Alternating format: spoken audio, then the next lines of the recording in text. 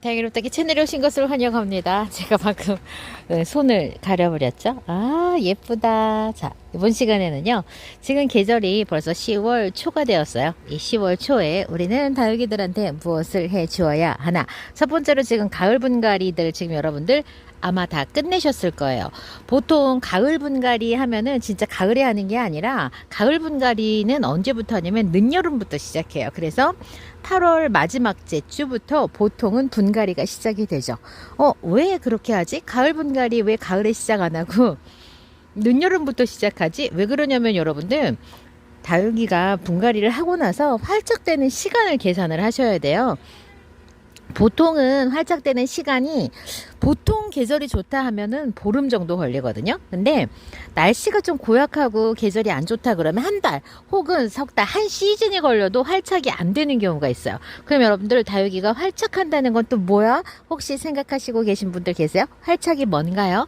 화분에 분갈이했을 때 뿌리를 새로 내리고 물을 싹 다 끌어올려서 그 화분에 뿌리가 화분 안에 흙들을 다 휘어잡으면서 이렇게 장악하는 시간, 꼭 거기까지는 아니더라도 뿌리가 싹 내려서 물을 싹 끌어올릴 수 있도록 그만큼 건강한 그런 컨디션을 회복하는 게 활착이라고 한다면 안돼 너는 왜 이래 순간 그 활착하는 시간을 고려를 해야 되기 때문에 그래요. 그러면은 가을 분갈이 만약에 여러분들이 그런 시간 고려를 하지 않고 가을에 날씨가 선선할 때 분갈이 한다라고 계산을 만약에 하셨다고 한다면 10월달 혹은 9월 중순부터 그럼 9월 말에 이제 활짝이 되고 그 다음에 관수 어떻게 해요? 쬐끔 주고 좀 더 늘리고 많이 주고 그렇게 되면 10월달이 가요. 그럼 12월달은 중순부터 또 어떻게 돼요? 날씨가 이제 기온이 낮아지면서 다육들이 증산작용 덜 해요.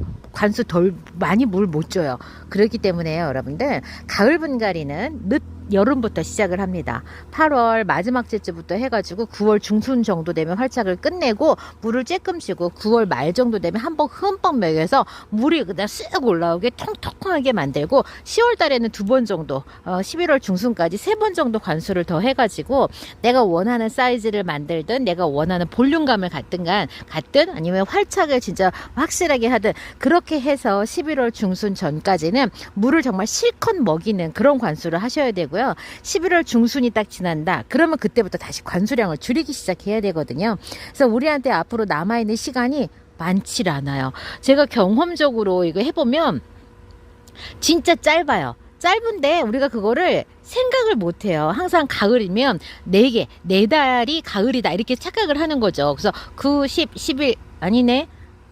세 달, 웬일이야, 큰일 났다.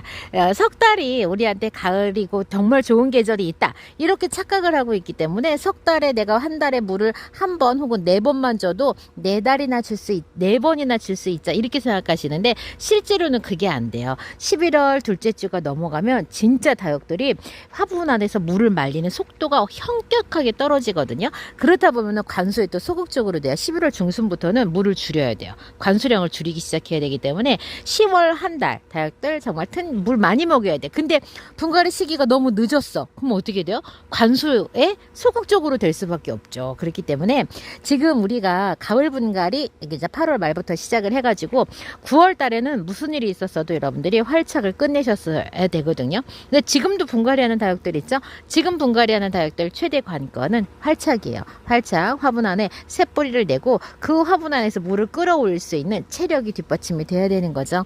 그렇다 보니까 가끔가다 농장 사장님 댁에서 분갈이하는 방식이 오히려 다른 계절보다 흙을 덜 털어낸다던가 뿌리를 더 많이 살려서 간다던가 하는 이유가 빨리 활착시켜서 빨리 물을 먹이고 싶은 이제 그런 생각. 아예 여름이나 겨울은 포기해요. 얘 활착하는데 한 달 걸려. 우리가 알고 있으니까 한 달 걸리니까 한 달 정도 걸리니까 얘네들 그냥 그렇게 해도 돼. 어차피 다음 시즌 한여름에 분갈이한 애들 가을에 활착할 거고 가을에 뿌리 내려서 이제 물 먹기 시작할 거고 한겨울에 분갈이한 애들 봄 2달 정도 있다가 봄 됐을 때 활착할 거기 때문에 오히려 그런 애들은요 뿌리 터는데 그냥 원래대로 그냥 털어서 하던가 저는 오히려 더 그게 더 편하거든요. 왜냐면 어차피 안 되니까. 근데 봄 가을은 달라요. 무조건 활착을 시켜야 그 다음 시즌을 맞아요. 자, 봄은 여름을 맞아야 되고요. 가을은 겨울을 맞아야 돼요. 근데 이제 이게 차이가 있는 게 뭐냐면 봄에 분갈이한 애들 활짝 제대로 못하면은 늦봄, 초여름에 무너져요. 온도가 막 올라가면서 뿌리 제대로 못 내렸고 이제 막 실뿌리 겨우겨우 딱 내리고 이파리 연들연들 해가지고 막 이렇게 애기애기한 애들이 언제 무너져요? 5월부터 무너지기 시작합니다. 그 애들은 언제 잘못된 거예요? 봄 분갈이가 잘못됐거나 아니면 그전 겨울 분갈이가 잘못됐거나 연결돼요. 근데 이제 이 여름 분갈이가 이제 잘못됐다. 그러면 이제 언제 무너지냐? 초가을 그 시점쯤에. 왜냐면 여름에는 분갈이 하고 나서도 여러분도 어떻게 관수 잘 안 하잖아요. 화분을 좀 말려요. 그러다 보니까 여름 잘 나는데 언제 이제 물을 막 푹푹 주기 시작하는 8월 말부터 9월 초까지 많이 망가지죠. 많이 무너져요. 이제 그런 경험들을 하게 되고요. 그다음에 이제 가을 분갈이를 제대로 이제 해서 활착을 잘 못했다. 활착 시기가 좀 늦어졌다. 이렇게 문제가 되면은 가을은 어떻게든지 또 날씨가 좋으니까 넘어가요. 겨울에도 어찌어찌 넘어갈 수 있거든요. 다음에 봄에 이듬해 봄에 또 무너져요. 자, 그래서 봄은 이래저래. 그래서 의외로 정말 많이 무너지는 시기가 우리가 여름도 있지만 5월 달에 5월은 그 직전 봄 분갈이 그 전 겨울 분갈이 다육들이 대부분 다 5월에 무너지기 때문에 5월에 많이 무너져요. 그런데 올해는 또 어떤 일이 있었냐면은 여름에 베란다 안쪽에서 다육들을 정말 대량으로 이렇게 무너지게 만드는 그런 일들이 있었어요. 그래서 우리가 원인을 이렇게 생각해 볼 때에 분갈이 시점이 혹은 관수법이 혹은 화분 안에 어떤 문제가 이제 이렇게 우리가 추측을 하면서 이제 요거를 이제 분갈이 다육 생활을 해야 되는 거죠. 하나가 더 어려움 한 스푼 추가됐어요. 어떤 거? 지금 계절의 날씨가 우리가 진짜 종잡기 어려운 그런 날씨 때문에 좀 더 어려워졌어요. 여기 있는 다육들도 물 줘야 돼. 어머, 얘들 물 먹여야 돼. 그래서 이번 시간에는 이번 가을 우리가 뭘 준비해야 돼요? 일단 분갈이 끝냈으면 자 활착에 최소 활착시키는 거. 활착은요 천물 관수 뿌리를 얼마만큼 털었는가에 따라서 다르기는 해요. 그리고 뿌리가 내려오는 시기는 다육마다 달라요. 또 흙의 컨디션에 따라 다르고 어떤 위치에다가 얘네들을 놔뒀냐에 따라서 새 뿌리가 내려오는 시기가 달라요. 묵으면 묵을수록 새 뿌리 내려오는 속도는 늦어요, 여러분들. 그리고 다육이가 성장세에 있는 다육이었다. 그러면 그런 애기들은 새뿌리 나오는데 시간이 좀 더 빠르고요. 그래서 화분을 딱 털었는데 뿌리들이 막 진짜 막 머리카락처럼 새까매가지고 막 이렇게 다 뒤엉켜 있어. 그런 애들은 새뿌리 나오는데 시간이 조금 걸리고요. 뿌리를 털었는데 흙을 와르르 내려앉으면서 하얀 실뿌리들이 끝에 이렇게 딱 보이면서 이렇게 내려와. 그러면 그런 애들은 사실은 뿌리 활착이 상대적으로 조금 더 빨리 될 수 있어요. 성장세를 타고 있는 다육이니까요. 그래서 저는 그래요. 내가 화분을 딱 털었을 때 얘가 묵은 앤지 묵지 않은 앤지 뿌리 컨디션이 어떤지에 따라서 화분의 사이즈, 그 다음에 화분 분갈이 용토, 그리고 또 천물 관수하는 시기, 분갈이 후에 얘를 어디다 놔야 되는지 이런 부분까지 신경을 써서 뿌리와 활착에 최대한 여러분들이 지금 집중을 하시는 시기가 바로 요 시기다, 가을이다 라고 생각을 합니다. 그 다음에 또 중요한 게 관수죠. 물을 좀 충분히 빨리 지금 먹여줘야 되고요.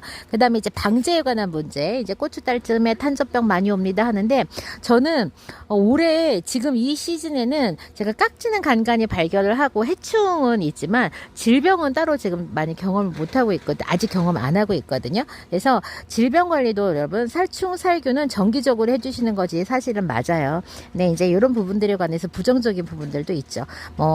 사실 식물에 해가 된다는 아니에요. 살충살균을 많이 해서 식물에 해가 된다는 아니고요. 살충살균 자체로 식물에 해가 있다기보다는 식물과 함께 반려식물을 키우는 우리 반려자들, 우리들이 지금 문제가 있는 것 뿐인 거지 저 식물 자체에는 문제가 있지는 않아요. 물론 내성에 갈 수도 있어요. 여기 살고 있는 해충, 균이 제대로 박멸이 되지 않아서 내성에 생기는 문제가 있을 수는 있어도 식물 자체가 그런 약물 때문에 해를 많이 입거나 그렇진 않아요. 우리가 사후 케어를 잘못해서 이제 다 털어주지 않는다거나 약물이 있는 상태에서 직광을 쪼여가지고 약해를 입는다거나 이런 문제를 떠나서 식물 자체가 약 때문에 약해진다거나 저는 그거는 있다고 생각하지 않거든요. 대신에 여러분들 건강에 이런 문제들이 같이 있기 때문에 여러분들이 방제를 내가 어떻게 전기 방제를 할 것인가는 여러분들께서 정하시면 되고요. 하나하나 또 소량 키우시는 분들은 그냥 하나하나 이렇게 마른 잎 떼어주고 분갈이 해주고 하면서 있을 때 해주고 살균 같은 경우에는 눈에 보이지 않기 때문에 살균제 방제 같은 경우에 여러분들께서 완전히 그냥 어떤 그런 주기를 정해가지고 해주시는 것도 나쁘지 않아요. 살충 같은 경우에는 발견한 다음에 사후에 관리해도 괜찮지만 사후 관리 같은 경우에는 완벽한 100% 방제가 굉장히 어렵기 때문에 이것도 역시 사전에 정기적인 방제를 하시는 것도 나쁘지 않죠. 근데 저는 이제는 조금 좀 한 발 좀 뒤로 물러나서 제가 조금 그렇게 하고 있어요. 옛날에는 진짜 죽기 살기로 했거든요, 방제를. 네, 정말 다육생활 20년, 30년째 하시는 분들이 왜 방제에 조금 더 소극적으로 변하는지 제가 조금 알 것 같아요. 판매자님들은 달라요. 판매자님들은 여러분들께 정말 건강한 다육들, 문제없는 다육들을 보내주셔야 되기 때문에 매장에서 관리하고 있는 다육들 정기 방제하는 게 맞습니다. 근데 매니아님들, 이런 매니아님들께서는 이런 이제 정기 방제를 내가 내 건강과 그 다음에 또 균형적으로 내가 어떻게 관리를 할 것인가 선택하셔야 돼요. 저도 처음에 4년 동안은 진짜 열심히 방제했거든요. 때때마다 방제 정말 열심히 했는데 어느 순간 다육이들 살충 살균 하는 거 있어서 나도 같이 지금 이 영향을 너무 많이 받고 있구나. 내 손이 항상 다육이 얼굴에 그 살충 살균 효과 이 농약들이 없어질 수는 있어. 근데 우리 얼굴 막 만지니까 화분 만지죠. 화분에 그대로 남아 있어요. 화분에 그대로 남아있는 거 우리 만지잖아요. 그런데 무슨 뭐 농약 잔류물이 며칠 만에 사라진다? 그거는 저는 우리가 이 농약은 3일 만에 잔류물이 사라집니다. 우리 그런 보고서 지금 받고 있지 않잖아요. 그러니까는 이런 부분들은 여러분들께서 선택하세요. 특히 지금 몸이 좀 약해서 건강에 예민하신 분들은 그런 분들은 여러분들께서 선택하셔서 하시는 겁니다.